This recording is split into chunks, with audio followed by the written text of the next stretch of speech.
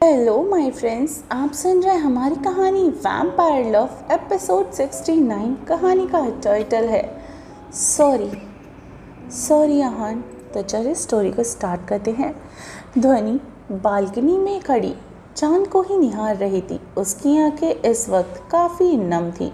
ध्वनि रौंदे गले से, आहान कहाँ हो तुम? माना कि मुझसे गलती हो गई, पर इसका ये मतलब तो नहीं ना कि तुम मुझसे दूर चले जाओ। प्लीज़ मेरे पास आ जाओ। ध्वनि आंसुओं को पोंछती है और रूम में जाने के लिए मुड़ी तो सामने जीवन खड़ा था। ध्वनि मुस्कुराकर और प्यार से उसकी ही तरफ देखने लगती है। वहीं वो कहती है, क्या हुआ? जीवन ध्वनि को हक कर लेता है और उसके अलग होकर बोलता है, आप कितनी अच्छी हो भाभी। दिल में इतना दर्द और चेहरे पे इतनी मुस्कुराहट कैसे रख लेती हो भाभी?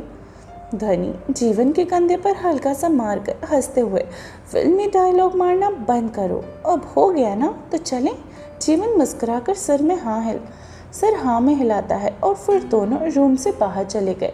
वहीं दिव्या का कमरा। दिव्या आराम से सो रही थी, तभी उसको कुछ फटकने की आवाज़ें सुनाई देती हैं और जैसे ही कुछ उसे लगा कि कस कस के कुछ बूम बूम हुआ, वो एकदम से उठकर बैठ गई और तभी लाइट्स ऑन हो जाती हैं। ध्वनि, अनिका, लाही, जीवन, करण, लक्ष्य, माजिमा और आर्य एक साथ चिल्ला कर बोलते हैं, हैप्पी बर्थडे दिव्या। ध्वनि केक पकड़कर खड़ी हुई थी। बाकी सब स्माइल करते हुए उसको देख रहे थे। दिव्या अभी भी शॉक्ड होकर खड़ी हुई थी और ध्वनि केक करण के हाथों में थमाती है और दिव्या के पास जाकर उसके गले लग के बोलती है, happy birthday my sweet little Devi. ध्वनि उससे अलग हुई तो दिव्या उसके सर पे हल्का सा मारते हुए बोलती है, मेरी खोपड़ी, अभी मुझे हार्ट अटैक आ जाता। दिव्या का रिएक्शन देखकर सब हंस पड़े। ध्वनि उसे उठाते हुए बोलती है, चल केक काटते हैं। करण जीवन मिलकर टेबल पर केक और कैंडल सजाते हैं। फिर दिव्या केक को कट करके ध्वनि की तरफ बढ़ाती है तो ध्वनि करण को पहले खिलाने को कहती है। दिव्या हाँ में सर हिलाती है और करण को केक खिलाने के लिए केक उसके सामने करती है। तभी लक्ष्य दोनों के बीच में आ गया और उसके हाथों से पूरा का पूरा केक एक ही बार में निगल गया। सब लक्ष्य को देखकर हंसने लगे सिवाय करण के।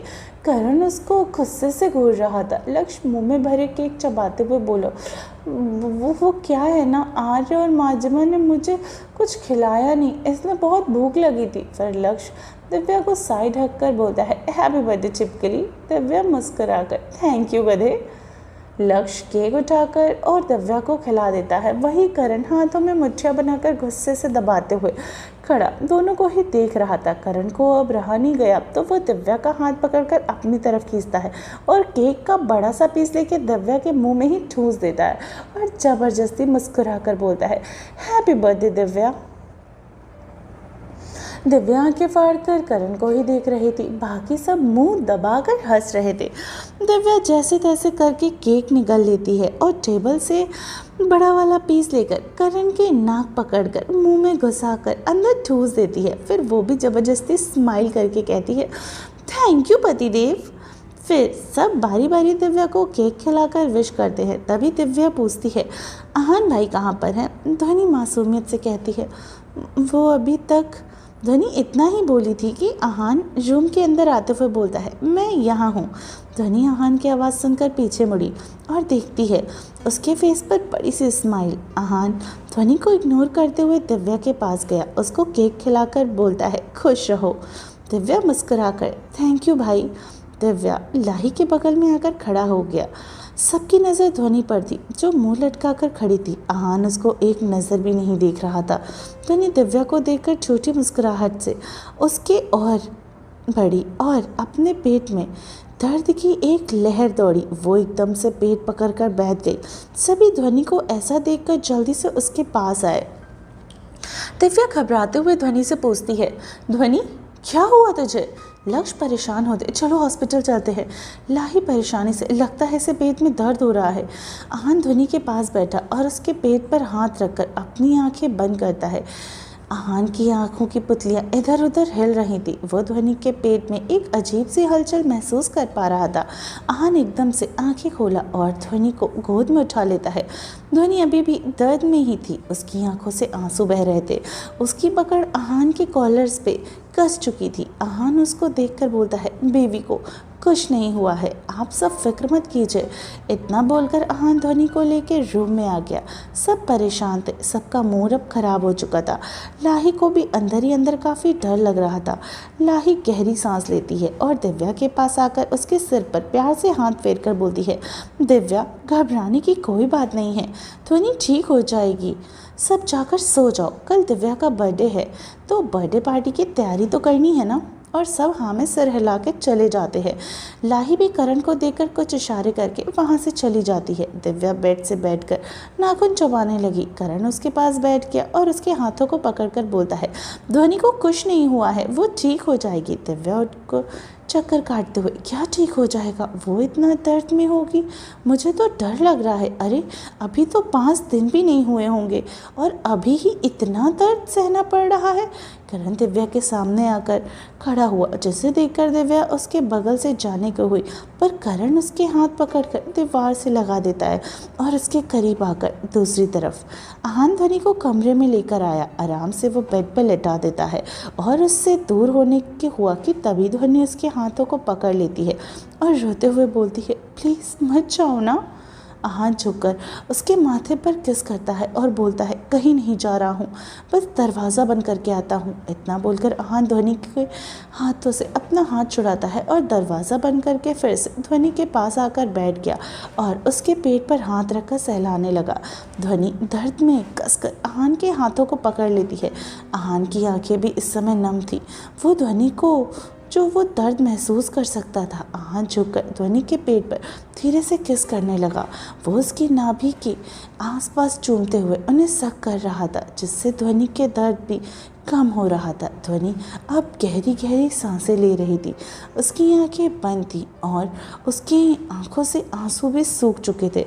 ध्वनि को राहत में देखकर आहान का दिल को बहुत ज़्यादा सुकून मिला। ध्वनि आंखें खोलकर उसको देखती है। आहान जल्दी से उससे नज़रें फेर कर उठ जाता है और जानने को ही हुआ कि ध्वनि फिर से उसका हाथ पकड़ लेती है। ध्वनि भरे हुए गाल से बोलती है, कहाँ जा रहे हो, अभी भी मुझसे नाराज़ हो। आहान ध्वनि के सवालों का जवाब नहीं देता और उसके हाथ को छुड़ाकर जाने लगा। तभी ध्वनि रोते हुए कहती है, आहान प्लीज़ ऐसे बिना बात किए मत रहो, चाहे तो मुझे पनिशमेंट दो, मैं सह लूँगी, लेकिन तुम्हारी नाराज़गी मुझसे बर्दाश्त नहीं होती है, प्लीज़ आहान। ध्वनि की बात सुनकर आहान के बढ़ते कदम रुक गए और वह कसकर अपनी आंखों को बंद करता है, जिसके साथ ही उसकी आंखों से एक कतरा आंसू उसके गालों पर बह जाता है। आज पहली बार वैम्पायर किंग की आंखों में आंसू थे, वो भी अपने प्यार के लिए। आहान मुड़कर ध्वनि को देखता है, जो बैठी थी और बच्चे की तरह रो रही थी। आहान तेजी से उसकी ओर बढ़ा और एकदम से बैठकर उसको कस के गले लगा लेता है। ध्वनि जोर जोर से रो रही थी। आहान उसके सर को सहलाते हुए उसको चुप कराने की कोशिश कर रहा था। वहीं थोड़ी देर के बाद ही ध्वनि शांत हुई और वो अभी भी सिसक रही थी। आहान ध्वनि को खुद से अलग करता है और उसके चेहरे को देखने लगा। ध्वनि का चेहरा रोने की वजह से काफ़ी लाल हो गया था और उसकी नाक एकदम से लाल टमाटर की तरह हो गई थी। ध्वनि सिसकते हुए अपने दोनों को कानों को पकड़कर मासूमियत से कहती है, सॉरी सॉरी आहान। आहान ध्वनि के हाथों को पकड़कर दोनों हाथों को चूमकर उसके चेहरे अपने हाथों में भरकर उसके होठों पर एक सॉफ्ट किस करने लगता है। ध्वनि की आंखें खुद ब खुद बंद हो गई थी।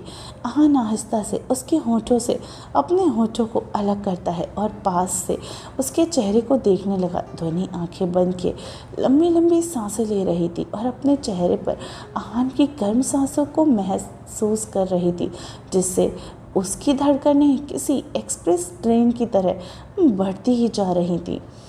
वहीं दूसरी तरफ करण दिव्या को खींचकर दीवार से सटा देता है और उसके बिल्कुल करीब आकर बोलता है, तुम इतनी परेशान क्यों हो रही हो, आहान है ना उसके पास, तुम मुझ पर ध्यान दो। दिव्या हकलाते हुए, क्या मतलब है तुम्हारा, करण शरारती अंदाज में उसके बालों को कान के पीछे करके उसके होठों को देखते हुए बोलता है, मतलब ये कि मुझे किस चाहिए। दिव्या हैरानी से आंखें बड़ी करके, क्या? करण उसके होठों को अंगूठे से सहलाते हुए, इतना शौक क्यों हो रही हो? पत्नी जी, पति हूँ तुम्हारा, इतना तो हक है ना मेरा। दिव्या करण को धक्का देने की कोशिश करते हुए डरते हुए बोली, दिमाग खराब हो गया है क्या तुम्हारा? जाने दो, मुझे सोना है। करण दिव्या के दोनों हाथों को पकड़कर दीवार के अगेंस्ट प्रेस करता है और कहता है, इस बार तुम इतनी आसानी से मुझे धक्का नहीं दे सकती। करण इतना बोलकर उसके होठों की ओर बढ़ने लगा, जिसे देखकर दिव्या हड़बड़ाते हुए बोलती है, करण करण देखो, ऐसा मत करो। करण उसकी नाक पर किस करके मुस्कुराकर बोला, मैं तो करूँगा। इतना बोलकर दिव्या को बिना कुछ बोलने का मौका दिए वो उसके होठों पर अपने होठों से जोड़ देता है और शिद्दत के साथ उसे किस करने लगता है। दिव्या आंखें फाड़े करण को ही देख रही थी। करण बेहद जुनून से उसके होठों को चूमते हुए हल्का हल्का सा बाइट्स कर रहा था, उसके निचले होठों को अपने मुंह में रखकर सक कर रहा था। थोड़ी ही देर कसमसाने के बाद दिव्या भी उसके साथ देने लगती है। करण दिव्या के रिस्पॉन्स देकर एक्साइटेड होकर किस करने लगा। दोनों पैशनेटली एक दूसरे को किस कर रहे थे, जैसे एक दूसरे के होठों को ही खा जाएंगे। वहीं दूसरी तरफ आहान आहिस्ता से उसके होठों को रिलीज़ करता है और उसके मासूम चेहरे को करीब से देखने लगा। ध्वनि धीरे से आंखें खोलती है और आहान की आंखों में देखने लगी, पर ज़्यादा देर तक वो देख नहीं पाई। आहान की आंखों की तपिश ध्वनि को अपनी पलकें झुकाने के लिए मजबूर कर देती हैं।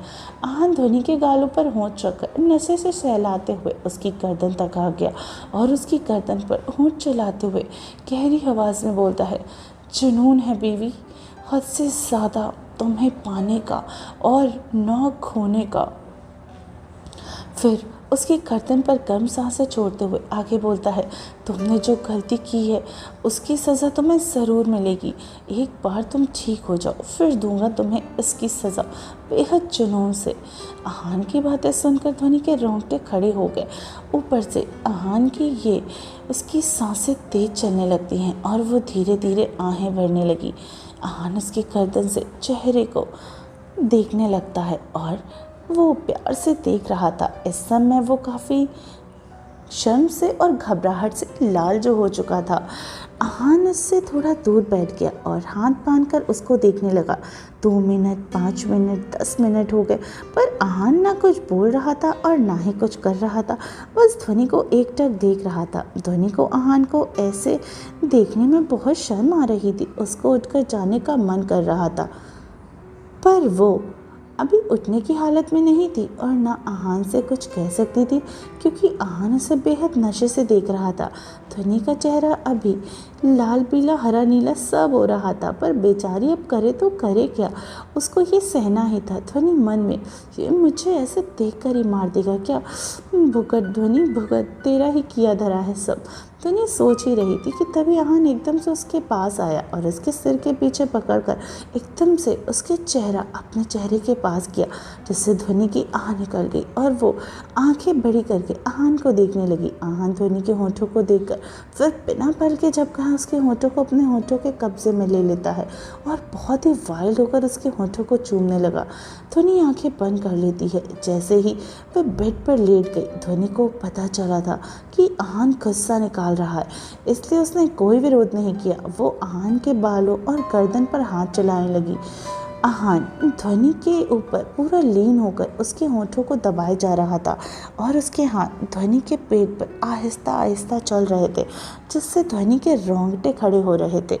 आहान ध्वनि के ऊपर था, पर उसकी सारा वेट उसके हाथों पर और पैरों पर दिया था, क्योंकि वो ध्वनि को कोई तकलीफ नहीं होने देना चाहता था।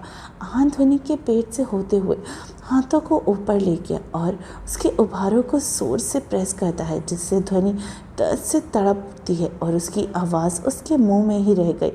वो अपनी आंखें खोल चुकी थी, आहान को देख रही थी जो शिद्दत से उसके होठों को चूम रहा था। आहान फिर से ध्वनि के उभारों को पकड़कर दबाता है और 4-5 बार ऐसा करते हुए ध्वनि काफ़ी तड़प रही थी। फिर आधे घंटे के बाद वे उसके होठों को रिलीज़ करता है।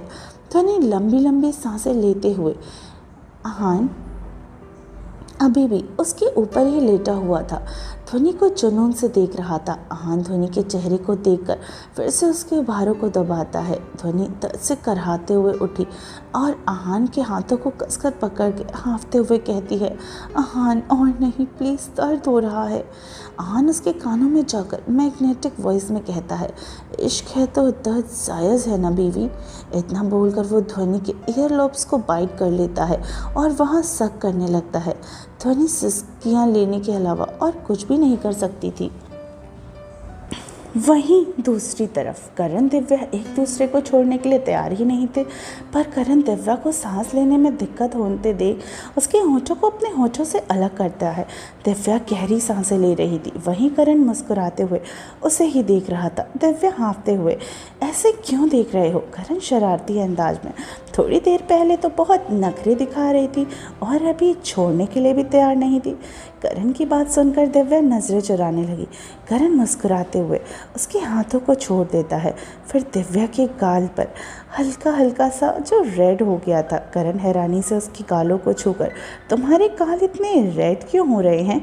तुम शर्मा रही हो? दिव्या करण का हाथ झटक कर थूक गटकते हुए बोलती है, शर्माएगी? वो भी मेरी जुत्ती, मैं क्यों शर्माऊंगी?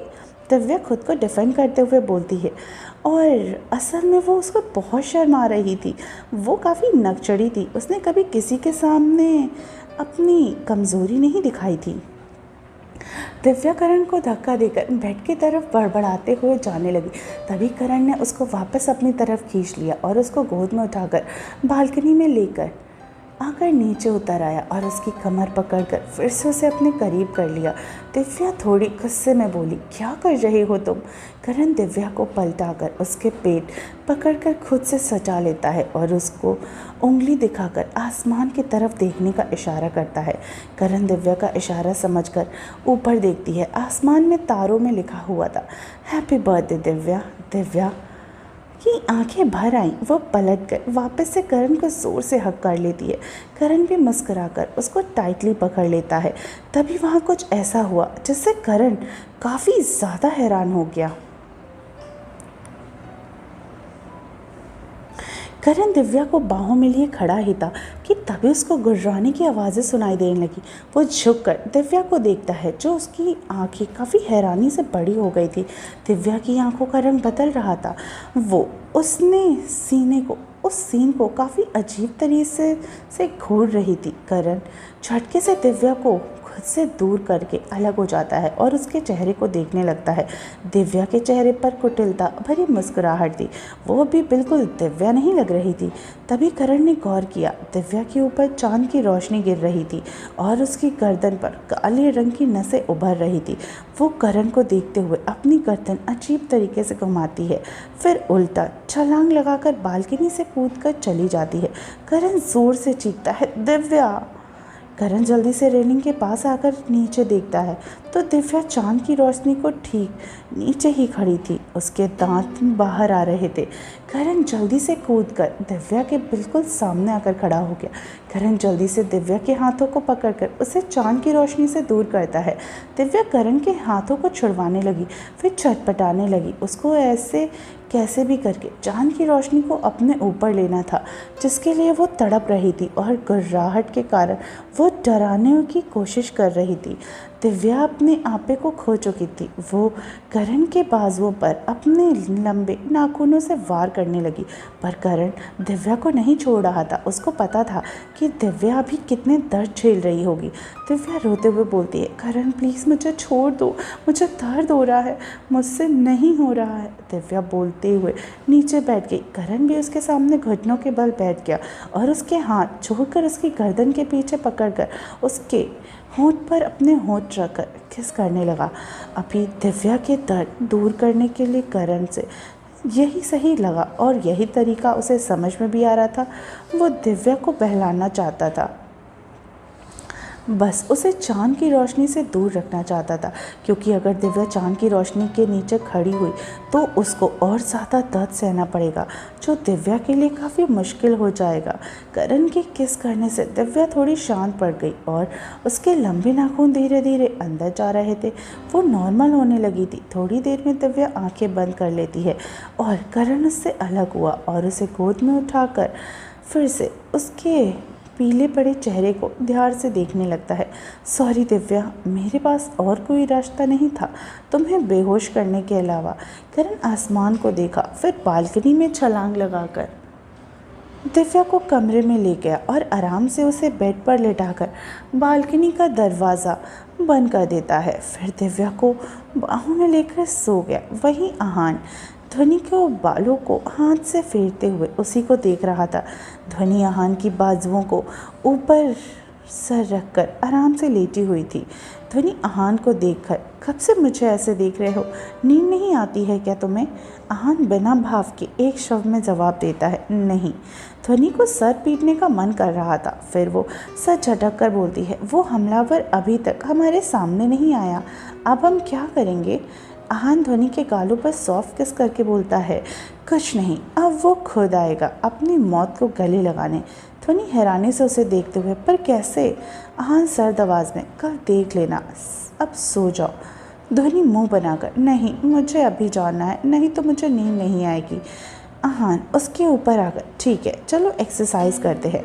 ध्वनि आंखें बड़ी करके आहान को देखने लगी। आहान एक एविल स्माइल करके उसको देख रहा था। ध्वनि आहान के होंठों के करीब बढ़ने लगा। आहान ध्वनि के होंठों के करीब बढ़ने लगा। तभी ध्वनि ने अपनी आंखें कस के बंद कर ली। नहीं नहीं, मुझे अभी नींद आ रही है। आहान उसके बगल में लेटकर ध्वनि को बाहों में भरकर कहता है, गुड नाइट, अब सो जाओ। ध्वनि मन में आहान को हजारों गालियां देते हुए थोड़ी देर में ही सो गई। वहीं आहान की आंखों में नींद गायब हो चुकी थी। उसके मन में बहुत कुछ चल रहा था जो सिर्फ वही जानता था। वहीं सुबह का वक्त, दिव्या एकदम से नींद से उठकर बैठ गई। उसके माथे पर पसीने की बूंदें चमक रही थी। करण की नींद भी दिव्या के अचानक उठकर बैठने से टूट चुकी थी। करण उठकर दिव्या के बगल में बैठ गया और उसके कंधे पर हाथ रखकर उसका नाम पुकारता है। दिव्या गर्दन घुमाकर उसको देखती है और झट से उसके गले लगकर रोने लगती है। करण उसकी पीठ सहलाते हुए उसे शांत करने लगा। दिव्या रोते हुए, आई एम रियली सॉरी करण, पता नहीं कल क्या हुआ था मुझे, मैंने वो सब। करण उससे अलग होकर प्यार से उसके गाल पर हाथ रखकर बोलता, इट्स ओके, तुमने जानबूझकर नहीं किया। दिव्या सिसकते हुए अटक अटक कर बोली, मैं करना नहीं चाहती थी, पता नहीं मुझे खुद पर काबू नहीं, सॉरी, मैंने आज तक पड़ोसी का कुत्ते को भी नहीं मारा, वो बहुत बार मेरी चप्पल लेके भागा था, पता नहीं कल मुझे क्या हो गया था, आई एम सॉरी। मैं दिव्या से आए कुछ बोल पाती कि उससे पहले ही करण ने उसके चेहरे को अपने हाथों में भरकर उसके होंठों को अपने होंठों से दबा दिया और उससे अलग होते हुए दिव्या अब शांत हो चुकी थी और एकटक सिर्फ करण को ही देखे जा रही थी। करण दिव्या के गालों को सहलाकर प्यार से कहता है, कुछ बताने की ज़रूरत नहीं है, मुझे सब पता है। दिव्या मन में, कहीं मैं सपना तो नहीं देख रही थी, ये मुझसे इतना प्यार से क्यों बात कर रहा है। करण दिव्या को खोया हुआ देखकर उसकी बाजू पकड़कर हिलाता है और कहता है, दिव्या कहाँ खो गई हो? दिव्या होश में आकर, हाँ वो कहीं नहीं, मुझे एक बात समझ नहीं आ रही थी कि मुझे हुआ क्या था आखिर। करण गहरी आवाज़ में, तुम एक वैम्पायर हो दिव्या। दिव्या हैरानी से मुँह फाड़े बोलती है, क्या बकवास कर रहे हो तुम? करण सीरियस टोन में, बकवास नहीं सच, तुम्हारे पापा एक वैम्पायर थे जिससे तुम भी वैम्पायर बन गई हो, पर पूरी नहीं आधी। तुम आधा इंसान और आधी वैम्पायर हो। तुम 23 इयर्स की होने के बाद वैम्पायर में बदल रही हो। दिव्या खुशी से उछलते हुए, क्या सच्ची मैं वैम्पायर हूँ? वाह, मज़ा आएगा, मेरे अंदर भी सुपरनैचुरल पावर आ जाएंगी। दिव्या थोड़ी फिल्मी अंदाज में, ये कातिलों वाली तैयारी, मतलब इतना ज़्यादा वो खुश हो गई थी ना, और कहती है, कातिलों अब तैयार हो जाओ, आ रही है दिव्या द शक्ति वुमेन तुम सबके छक्के छुड़ाने के लिए। दिव्या खुशी से झूम रही थी। वहीं करण हैरानी से दिव्या को देख रहा था। अगर कोई और लड़की होती तो वो तो शौक के मारे पैनिक होती और दिव्या खुशी के मारे कूद रही थी। वाकई में दिव्या बाकी लड़कियों से काफ़ी अलग थी। तो फ्रेंड्स, कैसी लगी आपको हमारी स्टोरी? आई होप पसंद आई हो। कहानी के अगले एपिसोड को सुनने के लिए स्टोरी में बने रहिए और चैनल को लाइक, सब्सक्राइब एंड शेयर करना बिल्कुल भी मत भूलिए। बहुत जल्दी मिलती हूँ कहानी के अगले एपिसोड में। तब तक अपना ख्याल रखिए और सुनते रहिए वैम्पायर लव सिर्फ टिनी FM जान के साथ।